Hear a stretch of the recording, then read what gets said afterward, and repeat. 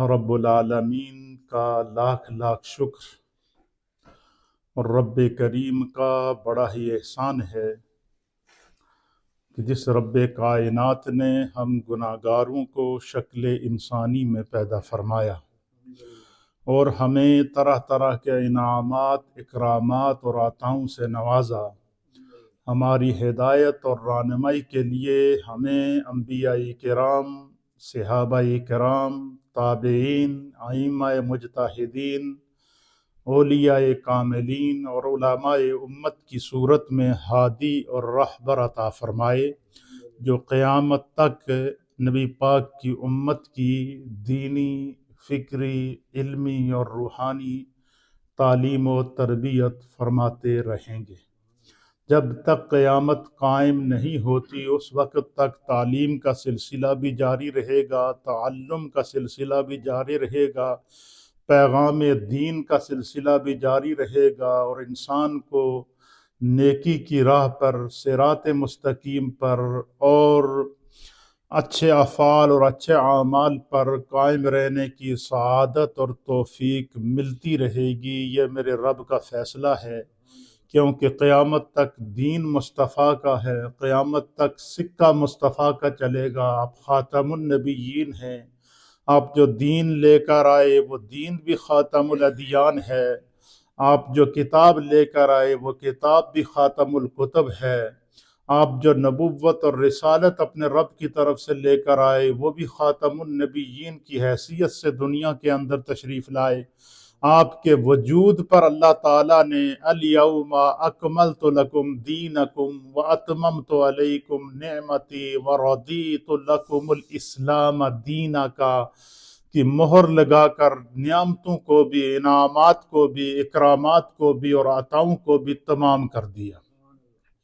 اور ساتھ میں اللہ رب العالمین نے عظمت مصطفیٰ، شان مصطفیٰ، مقام مصطفیٰ، دین مصطفیٰ اور شان مصطفیٰ کو بیان کرتے ہوئے قرآن میں وحی کے ذریعے یہ بھی اعلان فرما دیا کہ وَلَلْآخِرَةُ خَيْرٌ لَكَ مِنَ الْأُولَى۔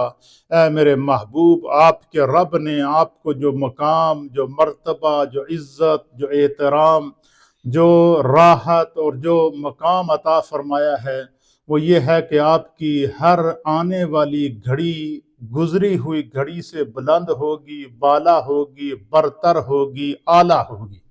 اس کا معنی اور اس کا مفہوم کیا ہے کہ قیامت تک زمانہ جتنی ترقی کرے گا، قیامت تک علم جتنی ترقی کرے گا، قیامت تک سائنس جتنی ترقی کرے گی، قیامت تک انسان جتنی بھی ایجادات کرتا رہے گا، میرے رب کا یہ فیصلہ ہے کہ یہ ساری کی ساری میرے مصطفیٰ کے علم کی خیرات ہے۔ یہ ساری کی ساری مقام مصطفیٰ، عظمت مصطفیٰ اور علم مصطفیٰ کی وہ شان ہے جو اللہ تعالیٰ نے قیامت تک کے لیے اپنے محبوب کو عطا فرمائی ہے۔ اس لیے نبی علیہ السلام نے اپنی امت کی جو رہنمائی فرمائی ہے اس میں سرکار دو عالم صلی اللہ تعالیٰ علیہ وآلہ وسلم نے ارشاد فرمایا، حضور نے فرمایا کہ نیکی کا عمل چاہے تھوڑا ہو لیکن اس میں استقامت اختیار کرو۔ نیکی کا عمل چاہے بے شک تھوڑا ہو لیکن اس میں استقامت اختیار کرو۔ اس کا معنی کیا ہے؟ ادا میں تونوں اور آسان کر کے سمجھا دینا۔ ادا آسان معنی ہے کہ جس نیکی دی خدا نے تونوں توفیق دیتی ہے نا، اس نیکی نو کدی چھڑنا نہیں۔ جس نیکی کی اللہ نے تمہیں، جس حیثیت میں بھی انسان کو اللہ نے جس نیکی کی توفیق دی ہے، اس کا معنی یہ ہے کہ اس نیکی کو کبھی چھوڑنا نہیں، اس دامن، نیکی کے دامن کو پکڑے رکھنا۔ اور پھر انشاءاللہ جب بندہ نیکی کے اوپر قائم رہتا ہے تو نیکی اسے گناہ سے دور کرتی ہے، نیکی اسے فجور سے دور کرتی ہے۔ سچائی، جیسے کہ حدیث پاک کے اندر آیا، حضور نے فرمایا کہ جب بندہ سچ بولتا ہے تو جو ہے وہ سچائی کے راستے پہ چل جاتا ہے، پھر لوگوں کے ہاں بھی وہ سچا لکھا جاتا ہے، اللہ اور اس کے رسول کے ہاں بھی وہ سچا لکھا جاتا ہے، اور اس کی پوری زندگی کی سچائی اس کو جنت کے طرف لے کر جاتی ہے۔ اس لیے فرمایا کہ جب بھی تمہیں کسی بھی قسم کی نیکی کی اللہ سعادت عطا فرمائے، کسی بھی قسم کی نیکی کی جب اللہ تمہیں توفیق عطا فرمائے، کسی بھی قسم کی نیکی کی اللہ جب تمہیں جو ہے وہ عادت عطا فرمائے، تو نبی علیہ الصلوۃ والسلام نے فرمایا کہ تم اس پر استقامت اختیار کرو، اس نیکی کو کبھی چھوڑنا نہیں، اس میں سستی کی اختیار کرنا نہیں۔ اچھا، ہر نیکی کے اندر استقامت کا حکم دیا گیا ہے۔ اچھا، اب بعض لوگ یہ سوال کرتے ہیں کہ بھائی بعض لوگ بہت مصروف ہوتے ہیں، کئی لوگوں کی 8 گھنٹے 12 گھنٹے ڈیوٹیاں ہوتی ہیں، کئی مختلف قسم کے لوگوں کے کاروبار ہیں، مختلف قسم کی مصروفیات ہیں، کوئی سفر میں جا رہے ہوتے ہیں، کوئی حضر میں ہوتے ہیں، کوئی کسی کیفیت میں ہوتے ہیں کہ کسی کیفیت میں ہوتے ہیں، تو ہر نیکی پر استقامت اختیار کرنا یہ کیسے ممکن ہے؟ تو علماء اور محدثین نے لکھا ہے، امام فخر الدین رازی رحمۃ اللہ علیہ نے لکھا ہے کہ اس کا بھی اللہ کے حبیب علیہ الصلوۃ والسلام نے اور رب نے ہمیں ایک طریقہ بتایا ہے کہ اگر بندہ چاہے نا کہ میں ہر نیکی کا فیض حاصل کر لوں، بندہ یہ چاہے کہ جتنی جو نیک اعمال ہیں، جو روزمرہ زندگی کے لیے جو نیکیاں کرنا ضروری ہیں، اس میں سے بعض فرض کے درجے میں آتی ہیں، بعض جو ہے وہ وجوب کے درجے کے اندر آتی ہیں، بعض وہ ہے جو سنن کے درجے کے اندر آتی ہیں، بعض وہ ہیں کہ جو نوافل کے درجے کے اندر آتی ہیں، بعض وہ ہیں جو مستحبات کے درجے کے اندر آتی ہیں۔ تو اب تمام نیکیوں سے بندہ فیض کیسے حاصل کر سکتا ہے؟ انسان کی مصروفیات بھی اپنی اپنی ہوتی ہیں۔ تو فرمایا کہ اللہ اور اس کے رسول نے ان تمام نیکیوں کا فیض حاصل کرنے کے لیے ہمیں جو ہے وہ ایک طریقہ بتایا ہے، اور وہ طریقہ یہ بتایا ہے کہ بندہ جو اللہ تعالیٰ نے ہم پر دن رات کی 5 نمازیں فرض کی ہیں۔ کتنی نمازیں فرض کی ہیں؟ 5 نمازیں جو دن رات کی اللہ تعالیٰ نے ہم پر فرض کی ہیں، بندہ ان 5 وقتہ نماز کا اگر پابند ہو جائے، کیونکہ اس کا کسی حال میں وہ اس کی معافی نہیں ہے، حتیٰ کہ یہاں تک فرمایا گیا ہے کہ جب بندہ اگر کھڑا ہو کر نماز نہیں پڑھ سکتا تو وہ بیٹھ کر پڑھے، بیٹھ کر بھی نماز نہیں پڑھ سکتا تو وہ لیٹ کر اشارے سے پڑھے، اور حتیٰ کہ یہاں تک کہ ہمارے فقہاء اور محدثین اور مفسرین نے لکھا ہے کہ اگر کسی انسان کا جسم پیرالائز ہو جاتا ہے، کیا ہو جاتا ہے؟ پیرالائز ہو جاتا ہے کسی انسان کا جسم، اور وہ بالکل حرکت نہیں کر سکتا اپنی مرضی کے ساتھ، فرمایا کہ وہ جب نماز کا ٹائم ہو تو وہ آنکھ کے اشارے سے نماز پڑھے۔ کیا کرے؟ آنکھ کھلی رکھے، تو یہ تصور کرے کہ میں اس وقت اللہ کی بارگاہ میں حالت قیام میں ہوں، اور جب رکوع جائے تو تھوڑی سی پلکوں کو جھکا دے، اور جب سجدے میں جائے تو آنکھ کو ایک لمحے کے لیے 3 تسبیحات کی مقدار میں بند کر لے، گویا کہ وہ نماز پڑھ رہا ہے، اور میں اللہ تعالیٰ اس کو با جماعت نماز پڑھنے کا ثواب عطا فرمائے گا۔ اس حد تک نماز کے اندر اللہ تعالیٰ نے بخشش رکھی ہے، اس حد تک نماز کے اندر اللہ تعالیٰ نے انعامات رکھے ہیں، اس حد تک نماز کے اندر اللہ تعالیٰ نے جو ہے وہ کیا رکھا ہے، جو ہے وہ یہ فوائد رکھے ہیں۔ تو اس پر انشاءاللہ میں اس کی میں حکمت بیان کروں گا تو آپ کا ایمان تازہ ہو جائے گا۔ سب سے پہلے قرآن کریم میں جو لوگ نیکی کے اوپر استقامت اختیار کرتے ہیں ان کے بارے میں اللہ تعالیٰ نے قرآن کریم کا پارہ نمبر 24 ہے، سورت کا نام ہے حامیم سجدہ، اور اس کی آیت نمبر ہے 30 نمبر آیت ہے۔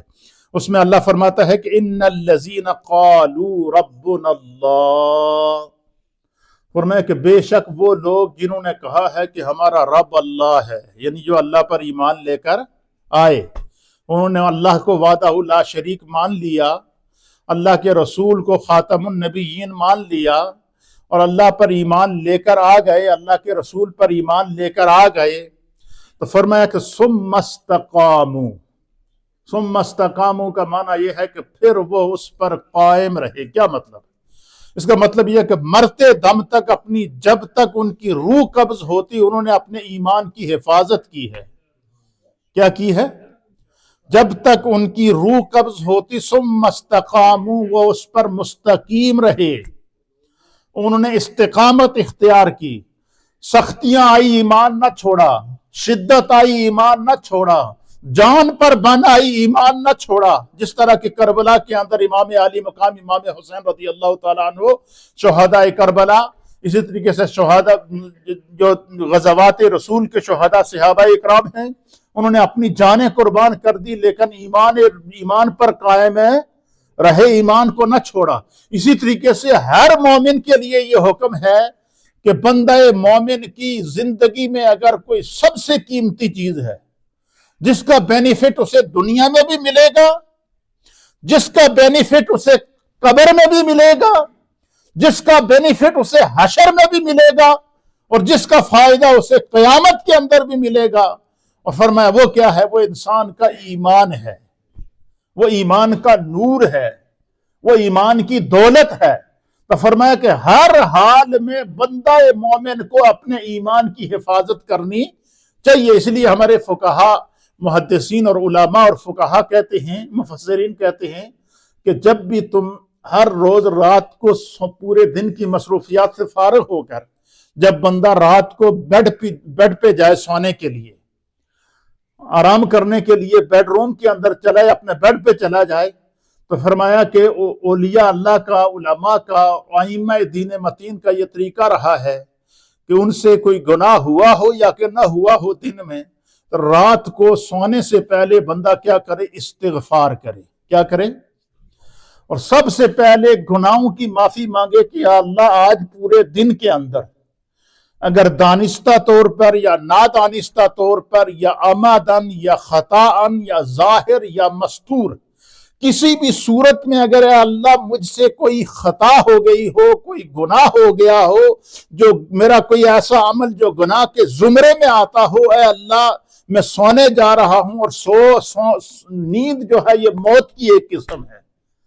ہر روز جو ہمیں نیند آتی ہے یہ موت کی ریاسل ہوتی ہے۔ آپ دیکھیں کہ یہ جب بڑے بڑے کھلاڑی ہوتے ہیں، جیسے فٹ بال کے کھلاڑی ہیں یا کرکٹ کے کھلاڑی ہیں، یہ جب کوئی بین الاقوامی یا انٹرنیشنل میچ کھیلتے ہیں تو اس سے پہلے وہ کیا کرتے ہیں؟ اس سے پہلے وہ مشق کرتے ہیں، اس سے پہلے وہ ٹرائی کرتے ہیں، اس سے پہلے وہ وارم اپ ہونے کے لیے وہ باقاعدہ مختلف انداز سے کھیلتے ہیں تاکہ اپنے جسم کو اس گیم کے لیے، اس چیز کے لیے تیار کیا جا سکے۔ اسی طریقے سے ہمارے جسم میں اور ہماری زندگی کے اندر موت ایک اٹل حقیقت ہے، موت نے آنا ہے، موت سے کسی کو مفر نہیں ہے۔ یہ اللہ کا فیصلہ ہے کہ کل نفس ذائقۃ الموت، کہ ہر ذی روح نے موت کا ذائقہ کیا کرنا ہے؟ چکھنا ہے۔ ہر ذی روح نے موت کا ذائقہ چکھنا ہے۔ جب ہر ذی روح نے موت کا ذائقہ چکھنا ہے تو پھر کیا ہوتا ہے؟ ہر روز جو ہم پر نیند طاری ہوتی ہے، فرمایا یہ نیند جو ہے یہ موت کی ایک قسم ہے۔ بندہ ذہنی طور پر تیار ہوتا ہے کہ ایک وقت ایسا آئے گا کہ میری ایک دفعہ ایسی آنکھ لگے گی کہ جو پھر کھلے گی جا کے حشر کے اندر ہی، قیامت میں ہی کھلے گی، اس سے پہلے نہیں کھلے گی، پھر میں نے اس ورلڈ کو چھوڑ جانا ہے۔ تو اس لیے فرمایا گیا کہ اس کی موت کی کیا کرے؟ ہر روز نیند کی صورت میں تیاری ہوتی ہے۔ تو علماء فقہا لکھتے ہیں کہ جب تم بیڈ کے اوپر سونے کے لیے جاؤ، سونے سے پہلے ایک دفعہ اپنے تمام گناہوں کو یاد کر کے استغفار کر لیا کریں۔ زندگی کا پتہ نہیں آنکھ لگے تو واپس کھلے یا کہ نہ کھلے، ایک بات یہ۔ دوسرا یہ علماء اور فقہا اور اولیاء کاملین کا طریقہ کار رہا ہے، اور انہوں نے نبی پاک کی امت کو یہ اپنا عمل بتایا ہے۔ وہ عمل یہ بتایا ہے کہ ہر روز رات سونے سے پہلے یہ بھی نیت کر لیا کرے کہ یا اللہ کیا پتہ کہیں بے خیالی میں میری زبان سے کوئی ایسا کلمہ نکل گیا ہو جو کفر کے زمرے میں آ رہا ہو، جو جس سے میرا ایمان معرض خطر میں پڑ سکتا ہے۔ تو فرمایا کہ جس طرح ہر رات سونے سے پہلے اپنے گناہوں کو یاد کر کے استغفار کر لیا کرو، اسی طریقے سے ہر روز رات کو سونے سے پہلے ایک دفعہ تجدید ایمان کر لیا کریں۔ تجدید ایمان کیا ہے؟ کلمہ شہادت پڑھ لیا کریں، اشہد ان لا الہ الا اللہ وحدہ لا شریک لہ واشہد ان محمدا عبدہ ورسولہ۔ کیوں؟ یہ نیت کر کے کہ اگر پورے دن کے اندر کوئی بے خیالی سے میری زبان سے کوئی ایسا کلمہ نکل گیا ہو جو کفر کے زمرے میں آتا ہو، تو اللہ میں اس سے توبہ کر کے تیری بارگاہ میں پھر ایمان لے کر آ جاتا ہوں۔ اس لیے فرمایا ان الذین قالوا ربنا اللہ، کہ بے شک وہ لوگ جنہوں نے کہا ہمارا رب اللہ ہے، یعنی جو اللہ پر ایمان لے کر آئے، ثم استقاموا، پھر مرتے دم تک اپنے ایمان کی حفاظت کی. اس کو ایمان استقامت بالایمان کہتے ہیں. سب سے پہلی کیا چیز دکھائی جا رہی ہے کہ بندہ مومن کے لیے اس کی جان سے بھی زیادہ ضروری جو چیز ہے وہ کیا ہے کہ بندہ مومن اپنے ایمان کی حفاظت کرے. اور ایمان کی حفاظت کس طرح ہوگی؟ بڑا آسان نسخہ میں نے آپ تمام دوستوں کو بتا دیا ہے. میں خود بھی اس پر ہر روز عمل کرتا ہوں. اللہ توفیق عطا فرمائے.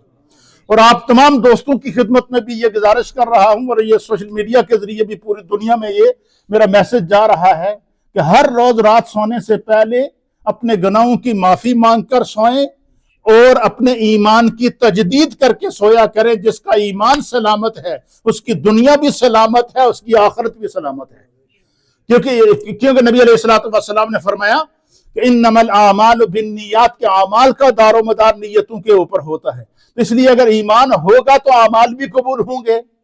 اس لیے جہاں بھی اللہ تعالیٰ نے قرآن کریم فرقان مجید میں اہل ایمان کی شان بیان فرمائی ہے، وہاں کیا فرمایا؟ یا ایھا الذین آمنوا، یا یہ فرما دیا کہ ان الذین آمنوا وعملوا الصالحات، وہ لوگ جو ایمان لائے اور اپنے ایمان کی بھی حفاظت کی، وعملوا الصالحات، اور نیکیاں بھی کرتے رہے. تو فرمایا نیکی والی عادت ایمان کے ساتھ ہوگی تو پھر کیا ہوگا؟ خداوند قدوس اس کا اجر دنیا میں بھی عطا فرمائے گا اور آخرت میں بھی عطا فرمائے گا. فرمایا کہ جو لوگ اپنے ایمان کی حفاظت کرتے ہیں ان کا اللہ کے نزدیک مقام کیا ہے؟ اللہ فرماتا ہے تتنزل علیہم الملائکہ، اللہ تعالیٰ انہاں دی طرف اپنے فرشتے نازل کرتا ہے. خدا کے فرشتے ان کی طرف کیا ہوتے ہیں؟ نازل ہوتے ہیں. فرمایا کہ اللہ تخافوا ولا تحزنوا، کہ تم، اور فرشتے نازل ہوتے ہیں کہ تم نہ خوف کرو اور نہ غم کرو. فرمایا جو اپنے ایمان کی حفاظت کرتا ہے خدا اسے دنیا سے بھی بے خوف کر دیتا ہے، اور قیامت کی ہولناکیاں بھی اس کا کچھ نہیں بگاڑ سکتی. کیوں؟ اس نے ایمان کے نور کے ساتھ زندگی گزاری ہے، ایمان کی استقامت کے ساتھ زندگی گزاری ہے، اپنے ایمان کی حفاظت کے ساتھ زندگی گزاری ہے. اس لیے اپنے ایمان کی حفاظت کرنا یہ اپنی جان سے بھی زیادہ ضروری اور لازمی ہے. اس کے اوپر جو ہے وہ، اور اس کی حفاظت کا آسان طریقہ جو میں نے آپ کو بتا دیا وہ ہے. فرمایا کہ جو لوگ کیا کرتے ہیں؟ ایمان کی حفاظت کرتے ہیں، اللہ ان کو ہر قسم کی مصیبت پریشانی سے بے خوف کر دیتا ہے. اب آپ دیکھیں نا دنیا میں کتنے بڑے بڑے حادثات دیکھتے ہیں، ہماری زندگیوں میں کتنے بڑے بڑے حادثات آتے ہیں، ہمارے پیارے ہم سے جدا ہو جاتے ہیں، اور ایسے لوگ ہم سے جدا ہو جاتے ہیں جن کے بارے میں ہم کبھی تصور بھی نہیں کر سکتے. اس میں علماء ہیں، اس میں جو ہے وہ نیک اور صالحین لوگ ہیں، اور اس سے پہلے دیکھیں انبیاء اکرام، صحابہ اکرام، تابعین، ائمہ مجتہدین، اولیاء کاملین، کتنی کامل ہستیاں اس دنیا میں آئی، لیکن سب نے اس دنیا کو چھوڑ دیا یا نہیں چھوڑا؟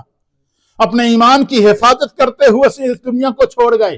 اللہ تعالیٰ نے ان کا نام آج بھی زندہ رکھا ہوا ہے، ان کی تعلیمات سے آج بھی ہم نے اپنے پچھلے تقریباً 4 جمعے آپ کے سامنے تعلیمات غوث اعظم پیش کیے یا نہیں پیش کیے.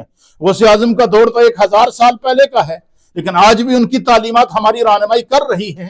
اس لیے قیامت تک دین رہنمائی کرتا رہے گا، کیونکہ دین کو اللہ نے مصطفیٰ کی ذات پر مکمل کیا ہے. اس لیے فرمایا کہ پھر کیا ہوگا؟ جو بندہ اس طرح اپنے ایمان کی حفاظت کرتا ہے، اللہ فرماتا ہے وَأَبْشِرُوا بِالْجَنَّةِ، پھر رب فرماتا ہے کہ میں رب ہو کر اس کو جنت کی خوشخبری دیتا ہوں. میں دنیا میں اسے جنت کا سرٹیفکیٹ دے رہا ہوں، دنیا میں اسے جنت کی سند دی جا رہی ہے، دنیا میں اسے جنت کی گارنٹی دی جا رہی ہے. کیوں؟ کہ کسی بھی حال میں اس شخص نے اپنا ایمان نہیں چھوڑا، اپنا عقیدہ نہیں چھوڑا، اور اپنی جو اللہ تعالیٰ نے اس پر عبادات اور معاملات کو فرض اور لازم کیا تھا وہ اپنی بساط کے مطابق ان پر عمل کرنے کی کوشش کرتا رہا. خدا نے اس کو جو ہے وہ عزت اور احترام اور عظمت عطا فرما دی. فرمایا کہ وَابْشِرُوا بِالْجَنَّةِ الَّتِي كُنْتُمْ تُوعَدُونَ، فرمایا کہ اس کو جنت کی فرمایا کہ اس کو جنت کی بشارت ہو، سنو کہ جس کا تم سے وعدہ کیا گیا ہے. اللہ کیا فرمایا کہ جو اپنے ایمان کی حفاظت کرے گا خدا کا وعدہ ہے کہ اللہ اس کو جنت دے گا. جو اپنے اعمال کی حفاظت کرے گا اللہ کا وعدہ ہے کہ خدا اسے جنت عطا فرمائے گا. جو خدا نے اس پر نمازیں فرض کی ہیں، وضو کرنے کا طریقہ بتایا گیا ہے، غسل کرنے کا طریقہ بتایا گیا ہے، طہارت حاصل کرنے کا طریقہ بتایا گیا ہے۔ فرمایا جب بندہ اس پر پابندی کر لے تو پھر کیا ہوتا ہے؟ فرمایا کہ پھر اس کے لیے خوشخبری ہے، اور کیا خوشخبری ہے؟ فرمایا اس کے لیے خوشخبری یہ ہے کہ اللہ تعالیٰ نے اس کے لیے کیا کر دیا ہے؟ جنت کے راستے کو آسان کر دیا ہے، اللہ اس کو جنت عطا فرمائے گا۔ اب سوال یہ ہے، یہ جو اس آیت کے اندر اللہ تعالیٰ نے فرمایا کہ تم استقامت اختیار کرو، ایمان کے ساتھ کیا کرو؟ استقامت اختیار کرو۔ استقامت کیا ہے؟ استقامت یہ ہے کہ نیکی پر قائم رہنا۔ استقامت کیا ہے؟ نیکی پر قائم رہنا اور گناہوں سے اپنے آپ کو بچا کے رکھنا، یہ استقامت ہے ہر حال میں۔ اسی لیے فرمایا نا کہ مومن کی نشانی کیا ہے؟ مومن کی نشانی یہ ہے کہ کبھی اس سے گناہ ہو جاتا ہے دل میں کھٹکا شروع ہو جاتا ہے، یا نہیں ہوتا؟ پریشانی ہو جاتی ہے، بے چین ہو جاتا ہے بندہ۔ استغفار، اس لیے نبی علیہ السلام نے فرمایا کہ جب بھی تم سے گناہ ہو تو فوراً استغفار کر لیا کرو۔ حضور نے فرمایا گناہ کا کفارہ استغفار ہے، اور فرمایا کہ اس کے فوراً بعد نیکی کر لیا کرو تاکہ اللہ تعالیٰ تمہارے اس گناہ کو ریموو کر دے، اس کو مٹا دے، اس گناہ کو اللہ تعالیٰ تمہارے لیے معاف کر دے۔ اچھا، علماء اور محدثین اور مفسرین نے لکھا ہے کہ ہم دنیا کے سارے معاملات میں کیسے استقامت اختیار کریں۔ آج کل آپ کو پتہ ہے کتنا انسان مصروف ہے، کوئی 12 گھنٹے ڈیوٹی کر رہا ہے، کوئی 8 گھنٹے ڈیوٹی کر رہا ہے، کئی لوگ جو ہے وہ مہینوں گھر ہی نہیں آتے، وہ اپنی دنیا کے معاملات میں اتنے مصروف رہتے ہیں۔ تو یہ جتنے بھی نیک اعمال ہیں جن میں فرائض آتے ہیں، سنن آتی ہیں، واجبات آتے ہیں، اعمال صالحہ آتے ہیں، تو ان کے اوپر انسان کس طرح استقامت کر سکتا ہے؟ تو محدثین مفسرین نے اس کو، امام فخر الدین رازی رحمۃ اللہ علیہ نے تفسیر کبیر کے اندر اس کو نقل فرمایا ہے۔ اسی طریقے سے جو ہے وہ فیض القدیر کی جلد نمبر 2 اور صفحہ نمبر 978 کے اوپر جو ہے وہ اس طریقے کو نقل فرمایا گیا ہے۔ اسی طریقے سے اولیاء اللہ نے اس طریقے کو بیان فرمایا ہے۔ علماء اور ائمہ دین متین نے اس طریقے کو بیان فرمایا کہ اگر بندہ چاہے کہ اس کو ہر کام میں، ہر نیکی میں استقامت کا ثواب ملے تو وہ کیا کرے؟ فرمایا اس کے لیے سب سے آسان طریقہ یہ ہے کہ جو اللہ تعالیٰ نے ہم پر 5 وقت کی نماز فرض کی ہے، بندہ اس میں کوتاہی نہ کرے۔ کیا نہ کرے؟ فرمایا اگر بندہ 5 وقت کی نماز کا پابند ہو جائے گا، فرمایا اسے استقامت کی ساری اقسام کا اللہ تعالیٰ ثواب عطا فرمائے گا۔ پھر اس کی انہوں نے وجوہات لکھی ہیں، میں آپ کو یہ بیان کر دیتا ہوں۔ کہتے ہیں کہ کس طریقے سے کہ نبی علیہ السلام نے فرمایا، حضور نے فرمایا کہ فاستقم، حضور نے فرمایا کہ استقامت اختیار کرو، استقامت پر قائم رہو، استقامت پر قائم رہو، چونکہ ہر چیز میں استقامت میں امت کا قائم رہنا مشکل ہے، تو ہم استقامت پر کس طرح قائم رہ سکتے ہیں؟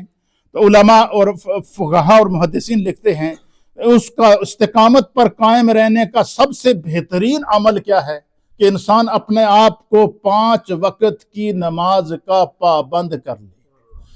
بندہ یہ نیت کر لے کہ میں اگر کام سے گھر پر آیا ہوں تو میں گھر پر نہیں جا کے مسجد میں 5 وقت کی نماز پڑھوں گا، ایک بات، یا میں اگر کام پر ہوں تو وہاں پر جب نماز کا وقت ہوگا تو میں نماز ہر حال میں پڑھوں گا۔ آج کل ایک اور رواج ہمارے نوجوانوں کے اندر خاص طور پر پھیل رہا ہے، اس سے توبہ کرنی چاہیے۔ دیکھیں، ایک تو یہ ہوتا ہے کہ انسان کو کسی سستی کی وجہ سے یا کسی سفر کی وجہ سے یا کسی مشکل کی وجہ سے اس کی کوئی نماز رہ گئی، کیا ہو گئی؟ نماز اس کی رہ گئی، تو اس کے لیے حکم کیا ہے کہ وہ اس کی قضا کر لے۔ لیکن آج کل میں نے دیکھا کہ ہمارے لوگوں کے اندر ایک بڑی عجیب و غریب عادت ہے، وہ کیا کرتے ہیں؟ صبح کام پہ چلے جاتے ہیں اور شام کو آ کر ساری نمازیں اکٹھی پڑھ رہے ہیں، جی قضا پڑھ رہے ہیں۔ اچھا، اگر بائی دا وے انسیڈنٹ کے طور پر یا کسی وجہ سے، کسی ایسی وجہ سے کوئی دشواری پیش آ گئی کہ نماز پڑھنا ممکن نہیں تھا، تو اس کے لیے تو حکم ہے کہ وہ نماز قضا کرے۔ لیکن اگر جان بوجھ کر ہر روز بندہ یہ کرے کہ میں شام کو ساری اکٹھی قضا کر لوں گا، ہمارے فقہاء نے لکھا ہے کہ ایسی نماز اللہ کی بارگاہ میں قبول نہیں ہوتی۔ وہ گناہ کے راستے کے اوپر ہے، وہ نیکی کے راستے پر نہیں ہے۔ آج کے دور کے اندر آپ کسی بھی آفس کے اندر موجود ہوں، آپ کو نماز کا وقت ہو، آپ اپنے آفس میں کہیں کہ مجھے نماز پڑھنی ہے، تو آپ کو باقاعدہ ٹائم دیا جائے گا؟ اس لیے جان بوجھ کر نماز کو قضا نہ کریں. یہ گناہ، یہ اگر بار بار بندہ یہ عمل کرے گا، یہ اس کا عمل گناہ کبیرہ میں شامل ہوگا. تو اس سے دل سخت ہو جاتا ہے، پھر بندہ عبادت سے، رحمت سے، کرم سے محروم ہو جاتا ہے.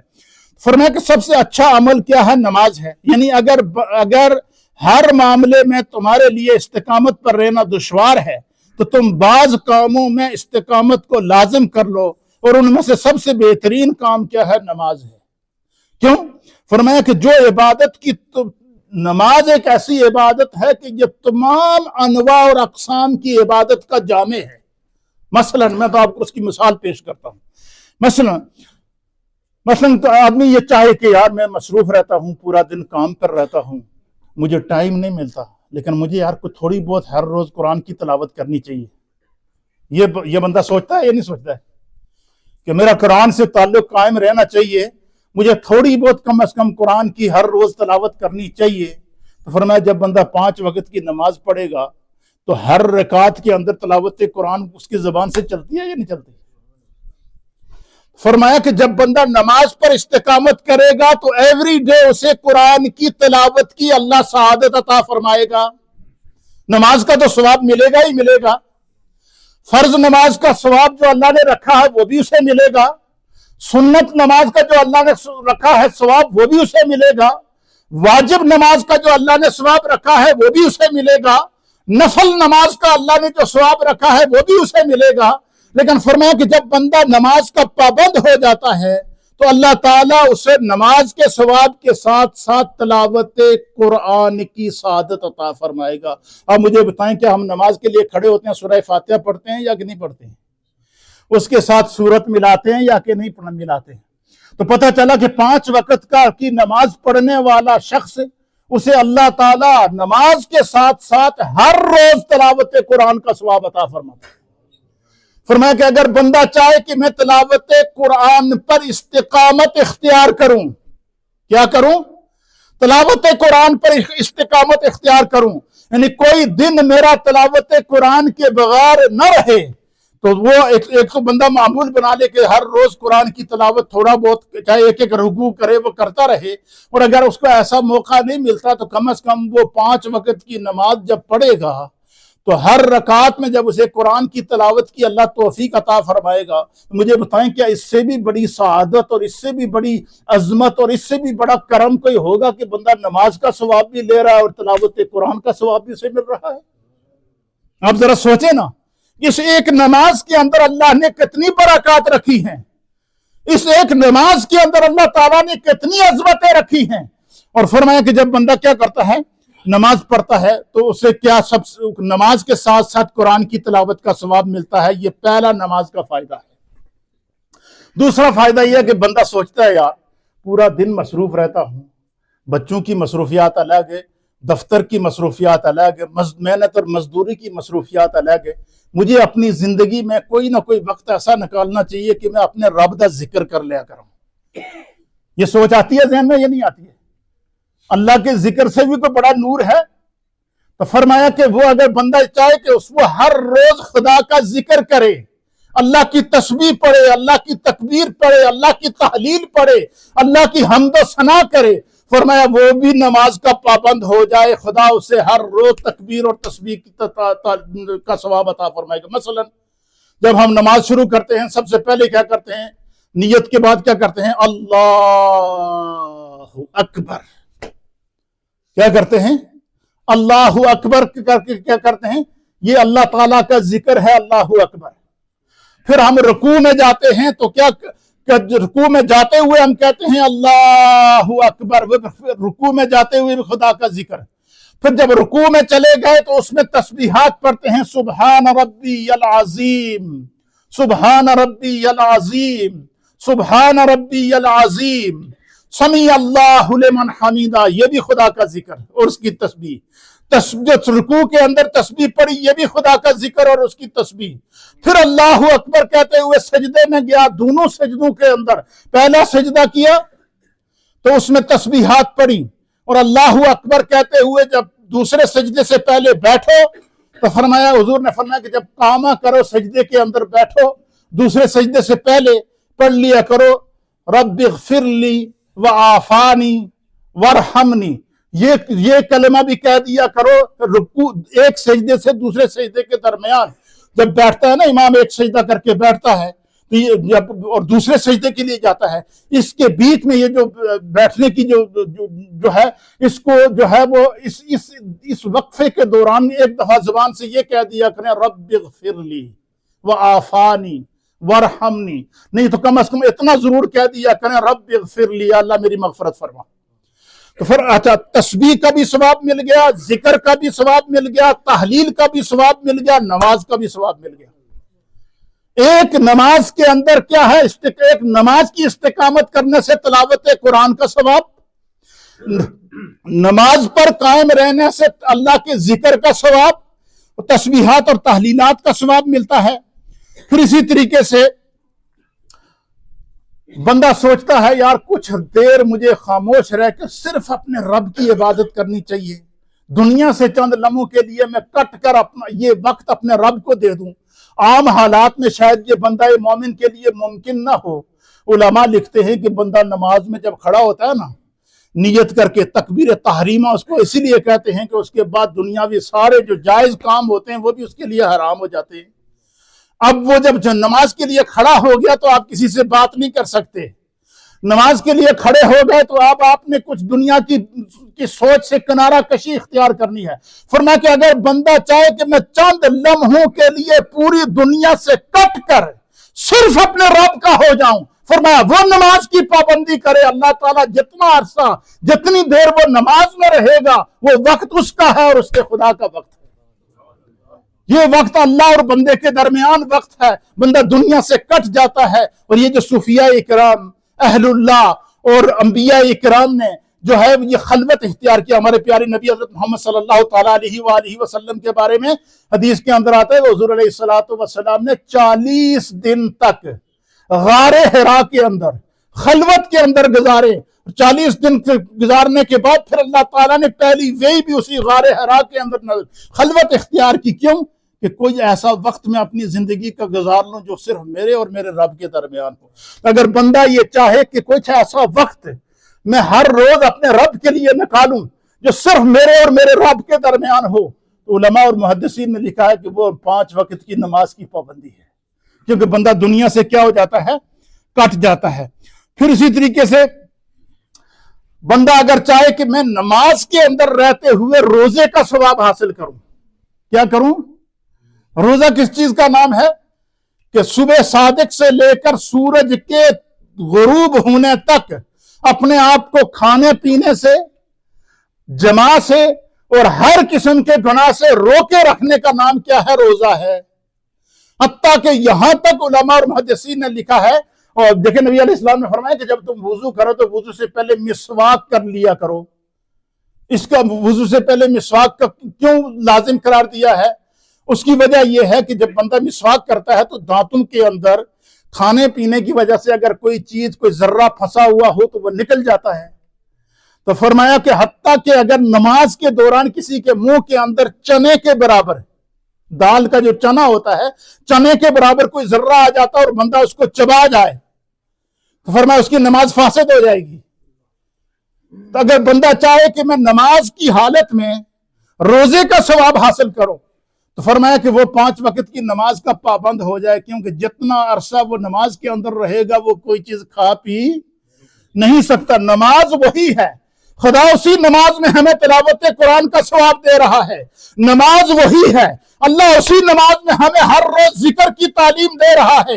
नमाज वही है, उसी नमाज में अल्लाह हमें नबी पाक पर दुरूद और सलाम पढ़ने की शहादत दे रहा है। नमाज वही है, उसी नमाज में बंदा अपने आप को खाने पीने से रोक लेता है, वो उसे खुदा नमाज के अंदर रोजे का भी सवाब अता फरमाता है। नमाज के अंदर अगर बंदा चाहे कि मेरा जिस्म भी पाक हो, लिबास भी पाक हो, तो अल्लाह ताला ने नमाज के लिए शर्त रखी है तहारत, कि बंदा जब नमाज पढ़े तो उसका जिस्म पाक हो, वो वुजू कर ले, गुस्ल की जरूरत है तो गुस्ल कर ले, नमाज के लिए खड़ा हो तो जिस जगह नमाज पढ़ रहा है उस जगह का पाक होना जरूरी है। नमाज के लिए जरूरी है कि बंदा जो लिबास पहने हुए हो वो लिबास भी पाक हो। तो फरमाया कि अगर इंसान चाहे कि उसे जाहिरी और बातनी तहारत और पाकीज़गी भी मिल जाए, फरमाया ये नूर भी अल्लाह ने नमाज में रखा है। روزے کا ثواب بھی اللہ تعالیٰ نے نماز کے اندر رکھا ہے۔ پھر اسی طریقے سے فرمایا کہ بندہ دنیا میں مختلف قسم کے جو ہے وہ انداز میں کوشش کرتا ہے کہ بھائی اللہ مجھے توفیق دے کہ میں بیت اللہ کا حج کر سکوں، لیکن ہر بندہ وہاں جانے کی توفیق اور سعادت تو نہیں رکھتا، توفیق نہیں رکھتا، اس کے پاس اتنے ذرائع نہیں ہوتے ہیں۔ فرمایا کہ ہر روز بندہ جب 5 وقت کی نماز گھر سے آ کر مسجد کے اندر پڑھے گا نا، پھر کیا ہوگا؟ فرمایا یہ جتنی بھی دروئے زمین پر مسجدیں ہیں، حضور نے فرمایا یہ ساری کی ساری خانہ کعبہ کی برانچیں ہیں۔ تو گویا اگر بندہ چاہے کہ ہر روز مجھے حرم کے اندر نماز پڑھنے کا اللہ ثواب عطا فرمائے اور حرم کی یاد اللہ تعالیٰ کرا دے، حرمین طیبین کا تصور میرے ذہن کے اندر آئے، فرمایا گھر سے آؤ، مسجد میں جماعت سے نماز پڑھو، مسجد خدا کا گھر ہے، یہ تمہیں بیت اللہ کی یاد دلائے گا، یہ تمہیں روضہ رسول کی یاد دلائے گا، یہ تمہیں مسجد نبوی کی یاد دلائے گا، یہ تمہیں مسجد اقصی کی یاد دلائے گا۔ فرمایا صرف ایک نماز، اس کے اوپر اور بہت ساری وجوہات ہیں لیکن وقت کے دامن پہ اتنی وسعت ہے نہیں ہمیں ساری بیان کروں گا، صرف اتنی بات یاد رکھیں کہ جتنے اللہ تعالیٰ نے ثواب کے ذرائع رکھے ہیں، اس میں تلاوت قرآن ہے، اس میں ذکر ہے، اس میں اذکار ہیں، اس کے اندر جو ہے وہ زکوٰۃ ہے، اس کے اندر پاکیزگی ہے، اس کے اندر طہارت ہے، یہ سارے کے سارے فوائد کا جامع اللہ تعالیٰ نے 5 وقت کی نماز کے اندر رکھا ہے۔ ان تمام عبادات کا ثواب ہمیں مل سکتا ہے اگر ہم نماز کے پابند ہو جائیں۔ خدا بند قدوس ہمیں اس کی توفیق عطا فرمائے۔ اس کی اور بہت ساری جزیات ہیں، میں نے اس کے اوپر پورے لیکچر تیار کیے ہوئے ہیں، انشاءاللہ میں تفصیل سے بیان کروں گا۔ اللہ ہمیں سمجھنے کی توفیق عطا فرمائے۔ صلی اللہ تعالی